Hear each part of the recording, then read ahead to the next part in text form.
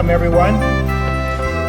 My name is Daniel D'Arcy. I'm the president of the Historical Association of Woodbridge Township. It is my honor to be with you this evening to celebrate the 350th anniversary of the signing of the Royal Charter on June 11, 1669, to establish the Township of Woodbridge, and in conjunction with the Old White Church. On behalf of the Board of Directors of the Historical Association of Woodbridge, I would like to welcome distinguished guests, members, and friends this evening. About 2 years ago, the Historical Association was having our meetings at the library. We were having growing pains. We were growing, and the library became too small for us, so we had to look for better accommodations.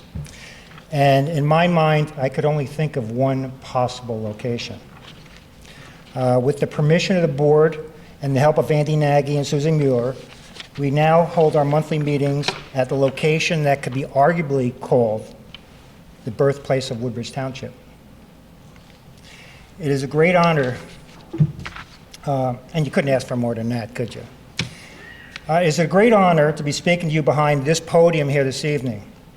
I can only imagine our revered township predecessors that have graced this historic room.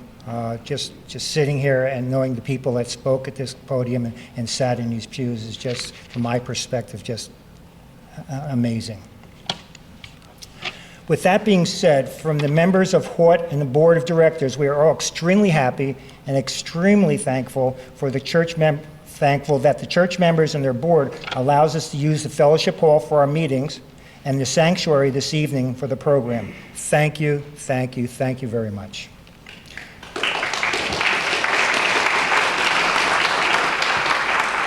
Our program will begin this evening with the singing of My Country 'Tis of Thee. Please stand if you're able.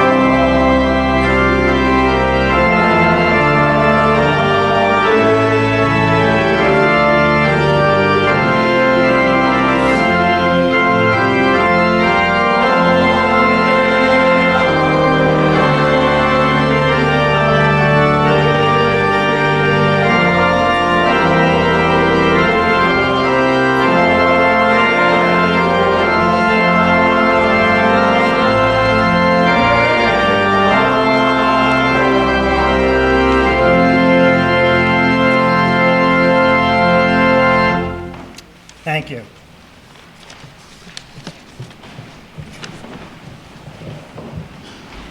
We are pleased to have with us this evening Andy and Shirley Nagy, two of the most prominent members of the First Presbyterian Church, and also members of the Historical Association. Andy will share with you a few remarks about the Old White Church.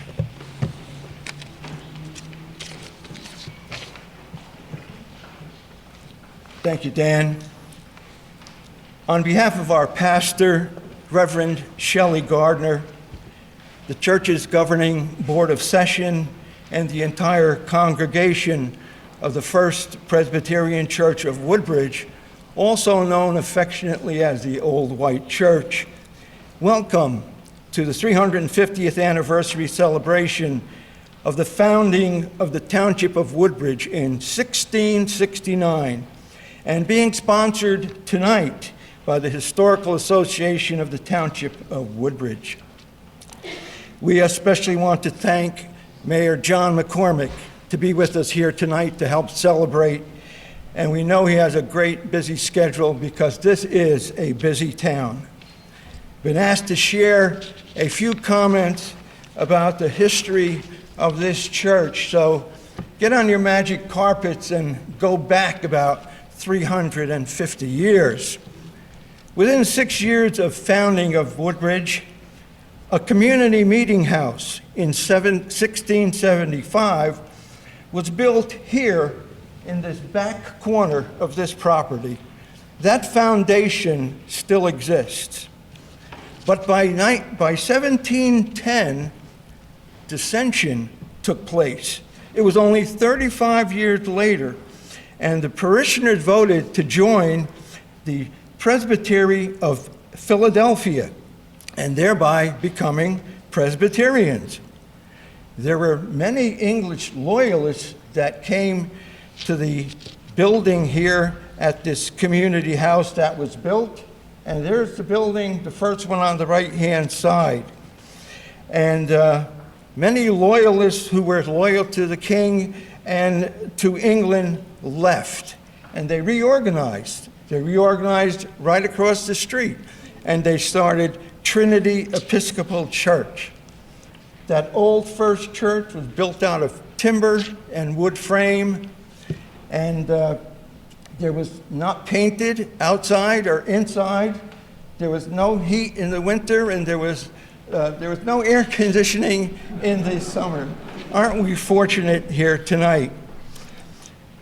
Over the next 65 years, to 1775 and 1776, the independence movement took a great hold. And there was a preacher here at that time.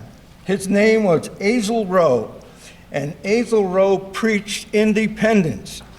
And he got so involved that he partook of a raid on the city or on the town of Carteret, and poor Azel Rowe was captured by the Loyalists, and he was captured by the British, and he was thrown into a prison in New York called the Sugar House. Fortunately for the good pastor, he was exchanged as a prisoner of war, and he came back to Woodbridge. On your way out of here tonight, please go out the back door, go into the reading room, and you'll see a large mural of Azel Rowe standing in front of the old Presbyterian church of that time.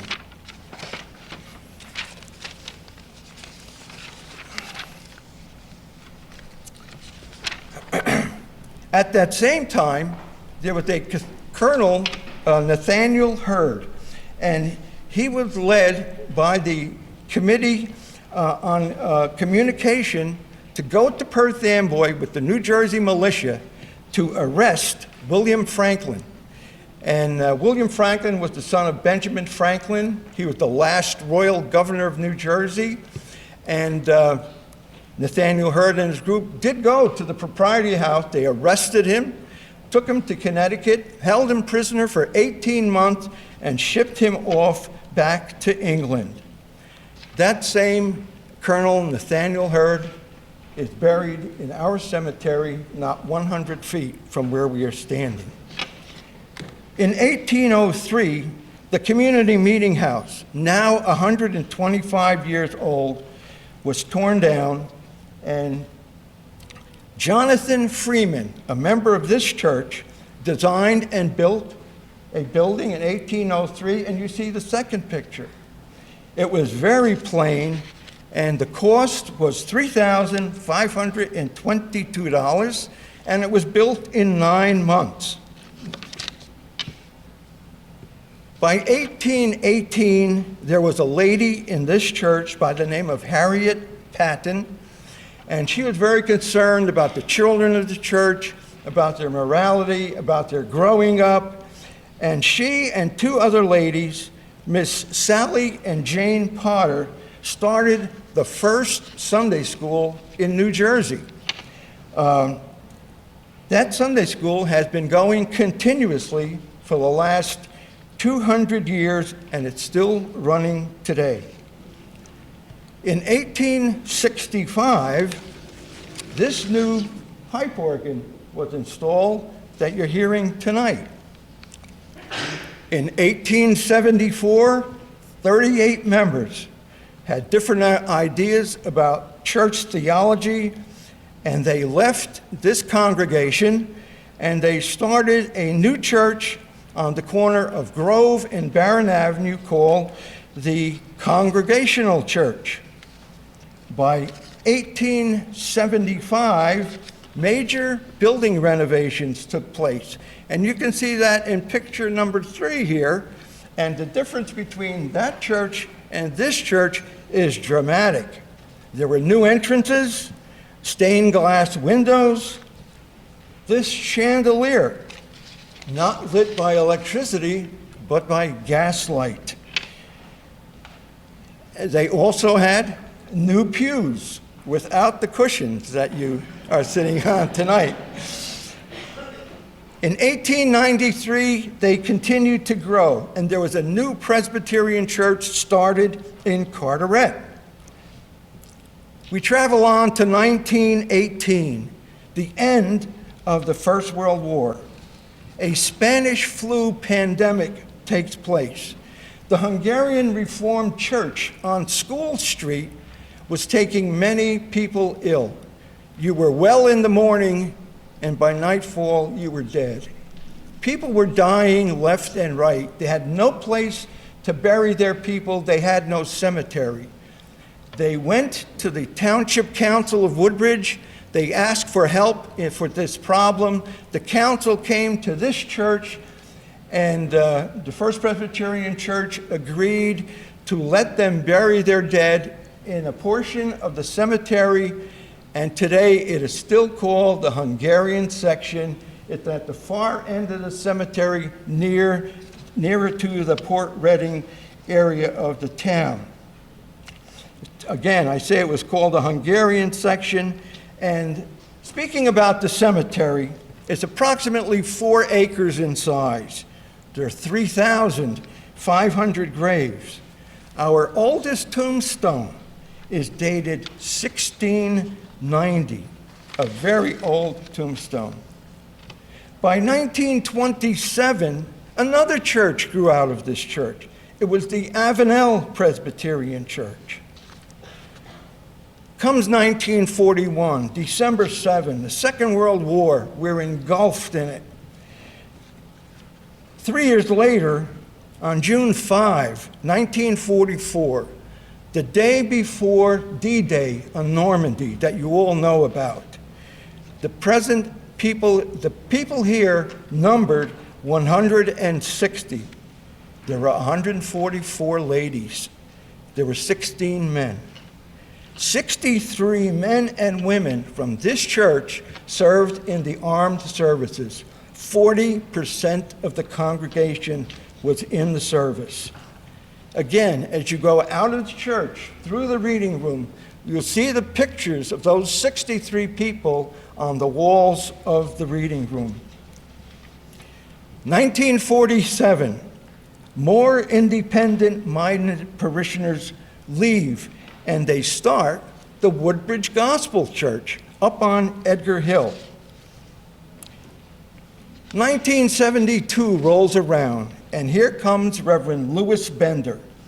He arrives and he finds the church structure collapsing. It was all post and beam wood frame. The church was collapsing, the steeple was tilting, and it was time for renovations again. The building was gutted, and the church was rebuilt in structural steel and concrete, and the steeple was straightened.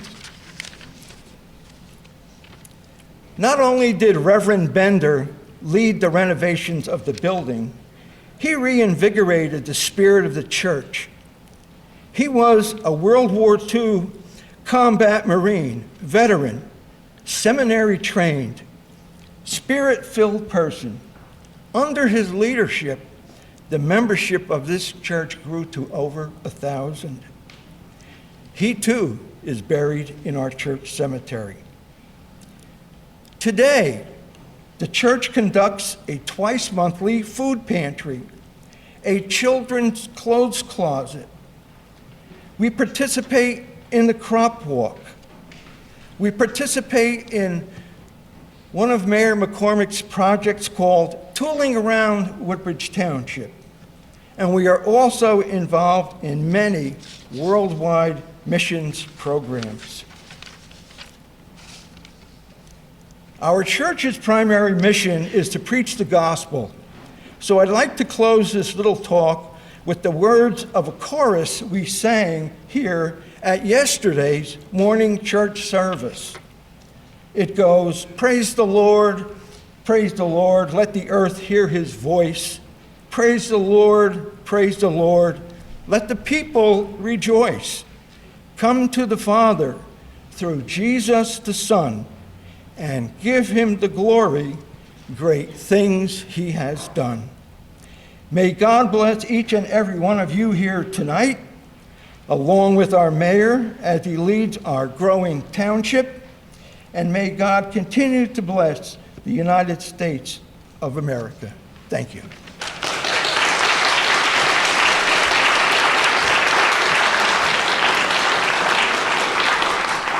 Thank you, Andy. Could you imagine listening to Andy speak about the white church and the Presbyterian church itself? Him asking someone to give a presentation about the Presbyterian church to a group in the hall. It's kind of like you'd be a deer in headlights. But when I accepted, I didn't know I would be like that, but you can imagine that feeling. And I had the opportunity to speak, and not knowing, you're looking at the board and you're going, what should I say, what shouldn't I say? And I guess the biggest thing that I came up with that maybe when you're put in that situation, not that you make things up, but you have to be creative. We were talking about the Civil War and how or the Revolutionary War, and how the two churches, the First Presbyterian Church and the Trinity Church, were on different sides of the war. And I guess what I came up with is, if you're familiar with the Mason-Dixon line, that road between those two churches, that was the Mason-Dixon line of the Revolutionary War. So Andy, thank you very much. Tara, a lesson, a time for everything. Tara Dubé.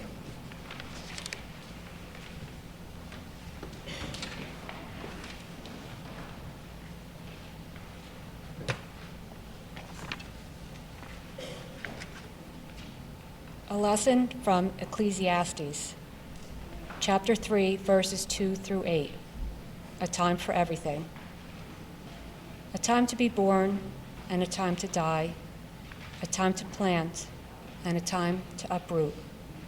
A time to kill and a time to heal. A time to laugh and time to mourn and a time to dance.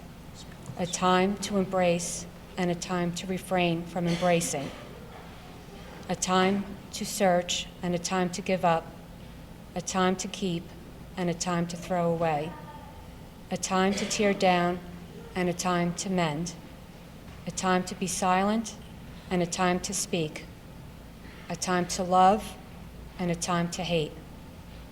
A time for war and a time for peace.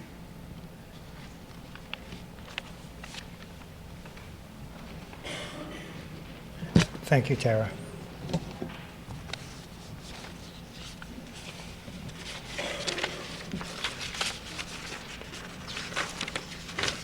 Okay, ladies and gentlemen, I'd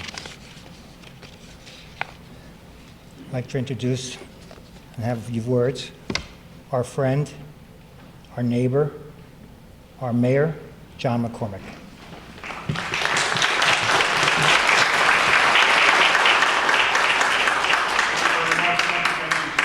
Get any higher than I already am. I also don't think I need the microphone. First of all, I want to thank everybody here in the Historical Association, all your members, for keeping alive the history of Woodbridge. We just went through a tremendous year of celebrating the 350th anniversary. We started with a gala at the community center with about 650 people. We finished with a picnic in Merle Park with about 5,000 people, both on June 1st, and we had a whole host of events in between. So I want to thank everybody here who's responsible for that. Thanks to you guys for coming out here. You could be doing a whole lot of other things tonight, but you're here tonight to sing. I think that's terrific. Thank you for coming out.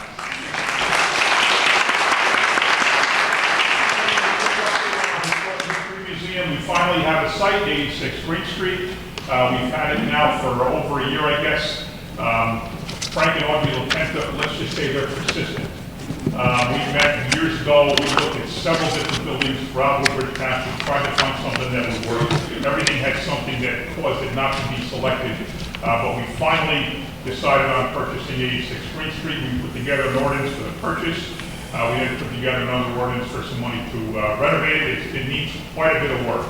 I don't know how anybody could have possibly bought that as a house to live in, with all the work it needed, because it would not have made any economic sense, but from a history museum standpoint, it does. So we started with the roof, because if you don't start with the roof and you fix it down, it just go to waste because the roof is bad. So we got the roof done, and just last week we passed a $470,000 resolution to hire a company to come in and work on the outside and get that done. We went out to bid, everybody came in too high, so we threw out the bid, started over. Everything came in too high, so we threw out the bids and started over. After 2 unsuccessful bids, you're allowed to negotiate. So we took one of the bidders, all 3 of the bidders actually, and interviewed them all, and we selected one. The people who did the 5 branches center over in Island, the senior center, they turned the American Legion into a beautiful, beautiful senior center.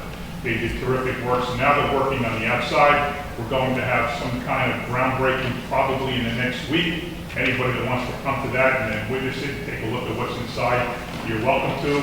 And then we'll start the work, and then we'll probably do something else, another ordinance later on next year. We'll have to work on putting an elevator in and do some work on the inside. Frank and Audrey have been tremendous advocates for this history museum. I'd say they're persistent, that's a nice word. They would not let us forget the fact that as a 350-year-old township, the oldest township in the state of New Jersey, we need a history museum. You all know that. You're all here because you care about the history of Woodbridge.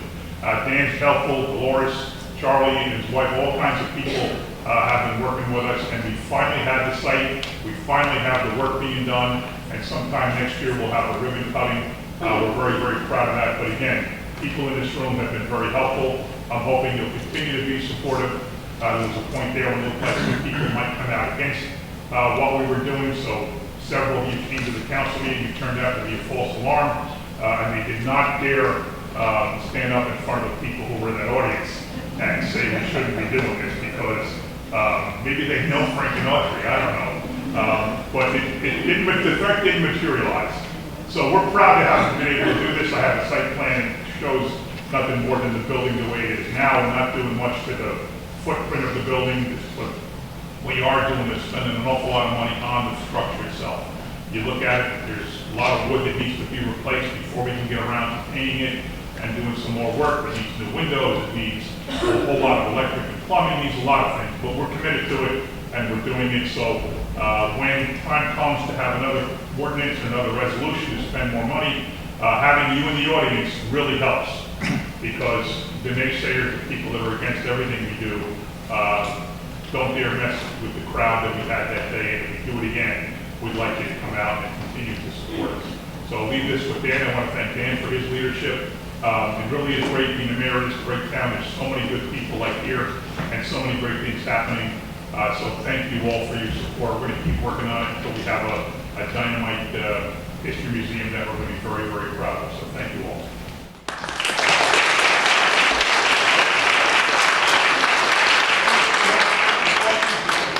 Speaker here, but You can email me, you can text me, tweet me, do whatever you do, I don't know. You can also find me Not Just Bagels pretty much any morning, right across from Todd and his wife, Jack and his wife and all the people there. But you can find me with any questions you have about the event, but I'd like to let you get on with your meeting tonight. So thank you all very much.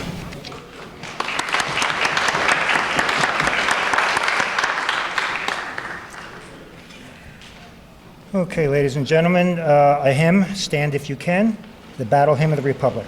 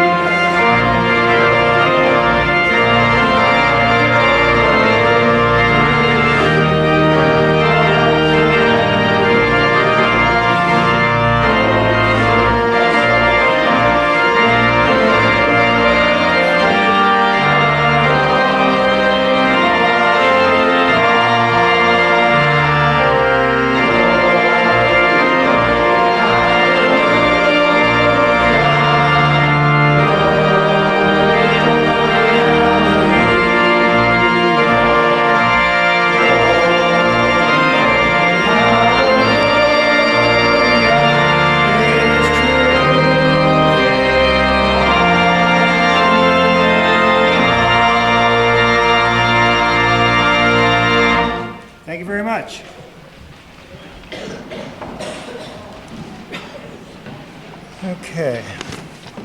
Okay, now we have a presidential reading, the second inaugural address of Abraham Lincoln by Brenda Velasco, Woodbridge Township historian.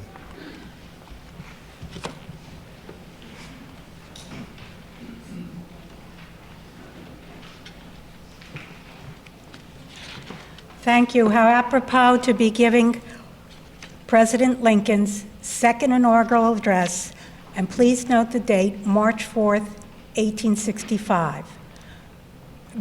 We were in a civil war at this time. Some of the issues he addresses in the inaugural address are issues today. They run parallel today. Fellow countrymen, At the second appearing to take the oath of the presidential office, there is less occasion for an extended address than there was at the first. Then a statement somewhat in detail of a course to be pursued seemed fitting and proper.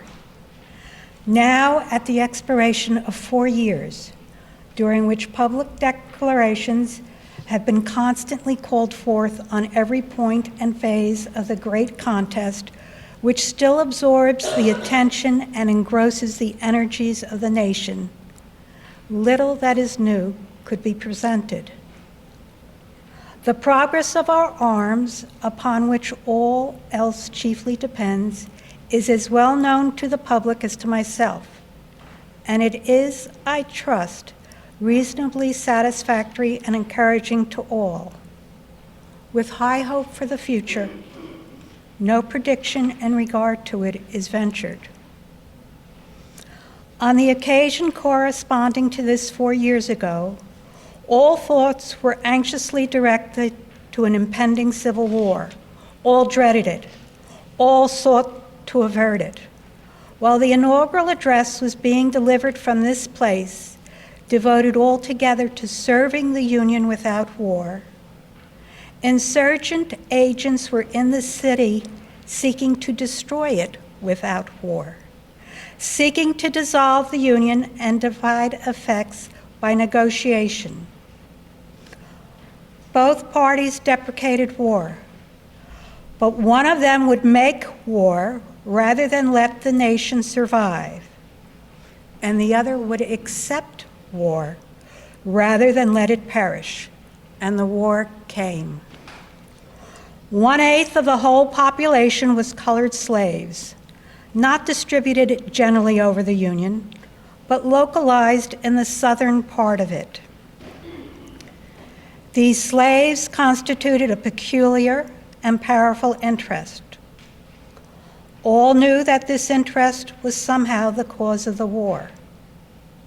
To strengthen, perpetuate, and extend this interest was the object for which the insurgents would rend the Union even by war, while the government claimed no right to do more than to restrict the territorial enlargement of it. Neither party expected the war, the magnitude, or the duration which it has already attained. Neither anticipated that the cause of the conflict might cease with, or even before the conflict itself should cease. Each looked for an easier triumph and a result less fundamental and astounding. Both read the same Bible and pray to the same God, and each invokes his aid against the other. It may seem strange that any men should dare to ask a just God's assistance and wringing their bread from the sweat of other men's faces, but let us judge not, that we be not judged. The prayers of both could not be answered. That of neither has been answered fully. The Almighty has his own purposes. Woe unto the world because of offenses, for it must needs be that offenses come, but woe to that man by whom the offense cometh. If we shall suppose that American slavery is one of those offenses which, in the providence of God, must needs come, but which, having continued through his appointed time, he now wills to remove, and that he gives to both North and South this terrible war as the woe due to those by whom the offense came, shall we discern therein any departure from those divine attributes which the believers in a living God always ascribe to him? Fondly do we hope, fervently do we pray, that this mighty scourge of war may speedily pass away. Yet If God wills that it continue until all the wealth piled by the bondsman's 250 years of unrequited toil should be sunk, and until every drop of blood drawn with the lash shall be paid by another drawn with the sword. As was said 3,000 years ago, so still it must be said, the judgments of the Lord are true and righteous altogether.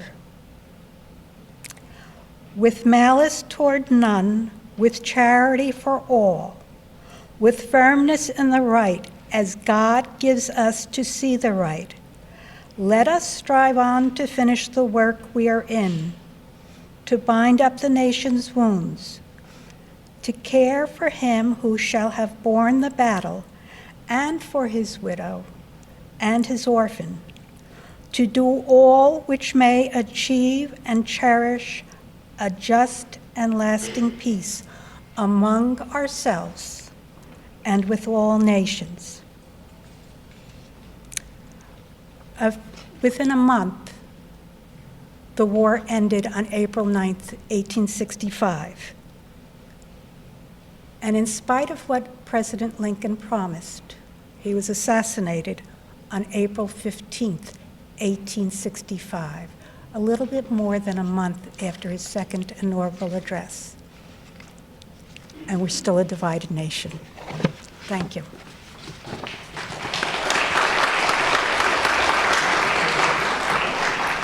Thank you, Brenda. We'll now have a choral presentation, Let There Be Peace on Earth, by the K through 8 Gifted and Talented Music Program in Woodbridge Township, Joanna Lujewski, coordinator.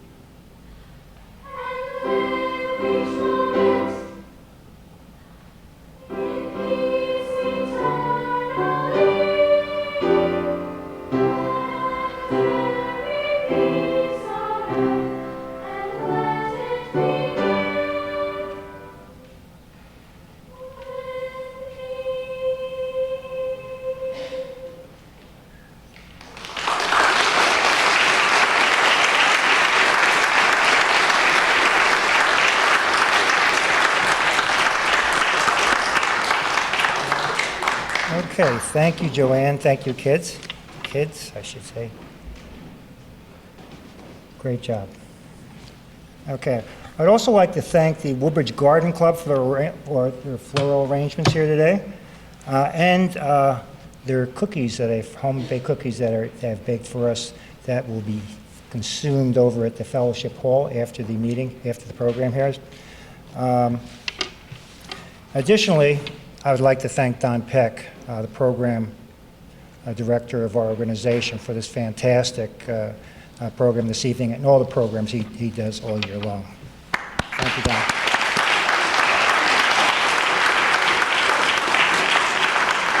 Okay, our next program will be Monday, October 28th at the Avenel Performing Arts Center in Avenel, obviously, at 7 p.m. with the award-winning storyteller Jeff Bellinger, who will be speaking about ghosts and legends and ghosts at the White House.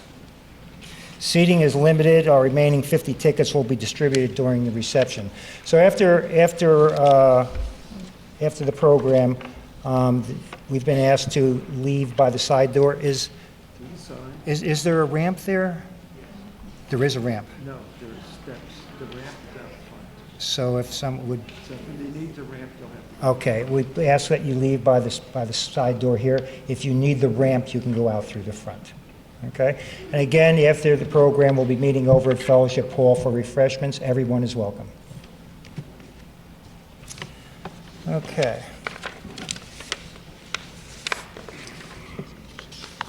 Book out there. Okay. All right, so at this time, I'd like to welcome our keynote speaker, Mr. Timothy Hart, Esquire, President of the League of Historical Societies of New Jersey.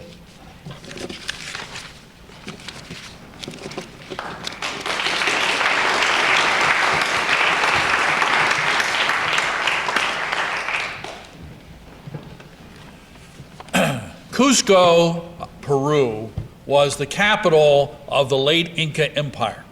It was called the navel of the universe. And in Cusco, I've never been there, but in Cusco, supposedly there are 4 main roads that come in, and each of those roads led to one of the 4 corners of the Inca Empire. And if you were an Inca administrator, freeholder, whatever they called them in those days, you had to have a house in Cusco and wherever you were. So Cusco was the center. That was the center, and all the main roads go through there. Right, everybody knows what I'm going to talk about, right? Okay, all right, good. So in Rome, the Appian Way, all the roads led to Rome. In Woodbridge, New Jersey, the Northeast, the world goes through Woodbridge. You have more roads of more lanes than any other place in the universe. I have spent more hours on your roads than any other place in the world except Ocean County, where I come from, on a Saturday afternoon when everybody wants to go to the shore. My wife and I, for many years, had to come down 287, which I realize is not in Woodbridge Township. Has to be 440 before you come in, right? But I've sat days, it seems like days, maybe one of the larger segments of my life has been spent in Woodbridge. And so I think that is the challenge that Don Peck, and if you have not read this beautiful, eloquent book, you should. Don makes an incredible case in this book about how wonderful, how instructive the history of Woodbridge is. And he asks the question, how, and this is the fundamental question of our times, how do you make a community where we live to a place we cherish? So in the United States, we have a long history, not long by other parts of the world, right? In South Asia, they have a culture that goes back to the Indus Valley, 3000, 4000 BC.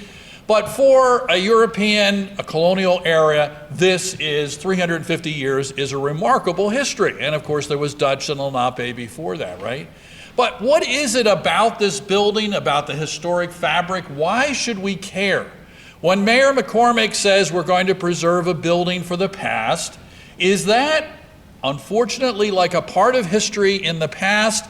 The ladies of Mount Vernon, a lot of that history in America was done to Americanize the immigration. At that time, it was the Irish, it was the Italians, it was the Poles, and they wanted to make sure they became Americans. But what you have here in Woodbridge, what you have in Middlesex County, is, I think, remarkable and underappreciated by the world outside. Isn't that you have more lanes than anybody else. That isn't what makes you special. It's that you're the first majority-minority county in the state of New Jersey, in the Northeast, and yet you're making it work. So that history is not us versus them. It's us moving forward. This is a beautiful church. I love this church. One of my favorite gospel stories is the story about the workers in the vineyard, right? Whether you came at 8 o'clock in the morning, you come at 9 o'clock in the morning, 12 o'clock, 2 o'clock, 4 o'clock, you're all going to get into the party at the end. And I think that is the brilliance of America, is that we're not so, it's imperfect. We get in a little bit of fights. Remember that in the movie, The Fiddler on the Roof, the guy says, oh, we all get along, except when the other guy sold me a horse that was really 20 years old, and I said it was 12. Well, it's not perfect, right? We're not this blending. We're no longer a melting pot. Let's see, we were a salad for a while. I think Don talks about us being a stew. I think that's pretty good, because there's a lot of heat. But when you're done, the taste is a product of all of us, right? And each of us has a connection. And we have to, so the road outside here, as I understand from Don's book, is the oldest road in New Jersey. Now, I can say that. I work for Ocean County. I'm the Ocean County historian. We don't have a road that we claim is the oldest road. Otherwise, I wouldn't be able to agree with you, Don. But okay, but we have the oldest road. So I want to tell you a story, and I hope it's not too far off track. So during the bicentennial, we all remember the bicentennial, right? We have the semi-quincentennial coming up in just a few years, 7 more years, right? My older brother, who is smarter and more eloquent than I am, decided that with the last name of Hart, that we were descended from John Hart. He did no genealogy, he did no DNA, he just decided that, hey, it's the bicentennial, we might as well be descended from this guy who signed the Declaration of Independence, right? Well, he's totally wrong. We're potato famine Irish. We came to Burlington City. We were shoemakers, which is what you said in Burlington City when you were unemployed. You said I was a shoemaker. That was my family history. But my grandmother's brother married a woman whose last name was Hart, and she was from Hopewell. So it comes to find out that Aunt Sarah was, in fact, descended from John Hart. And there's a statue, a monument in Hopewell that talks about John Hart and all of his things that he did. He went completely bankrupt, his house was burned down and so forth. And I used to say, Aunt Sarah, what was it like to go every day when you went to school on the bus and see a monument to your ancestor who signed the Declaration of Independence? What did that feel like? And she said, Tim, well, my brother and I were hungry every day. And that statue didn't mean a lot to us because we were hungry. We'd rather eat than see the statue. Now, my Aunt Sarah was like way understated, right? But she must have been proud of it in a way. But anyway, the point is that we're all in this experiment, this American experiment together. And I think that Woodbridge and Middlesex County, 823,000 people, 100,000 here in Woodbridge, with the most ethnically diverse group. I am the Culture and Heritage Department in Ocean County. You have a department here in Middlesex that is by far the best in the state. You get the most funding, you get the most respect, everything. So Isha handles the arts and culture, and Nick handles your history, and everything they've done. In fact, I think sometimes that the old East Jersey Tavern is my second home. I spend more time there at meetings than I think I do with some of my relatives. But it's always a warm and friendly place. Isha tells me that there are 76 different ethnic groups in Middlesex County that she identifies and does programs for.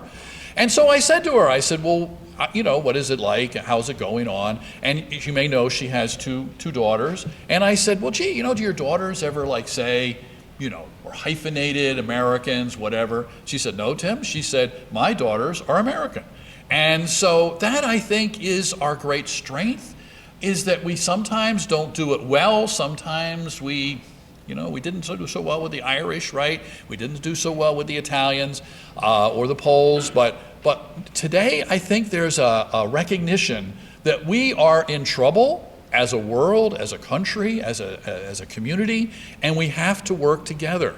I had the privilege of watching your Mayor McCormick on the video, handing out the keys to the Woodbridge Township, and I was deeply affected. I said, 100,000 people, it's hard to keep that kind of sensitivity and that creativeness, the navel of the universe idea, right? You have all these big roads, you just can't walk across the parkway or the turnpike and visit a neighbor, right? You have to go find the right place to get over there.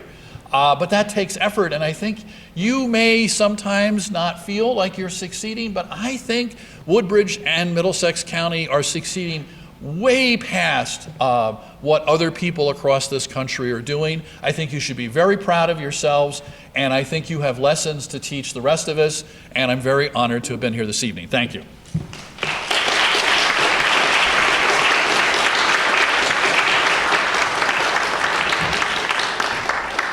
Thank you very much. Okay, lastly, I'd like to say a big thank you to all the participants in tonight's celebration program.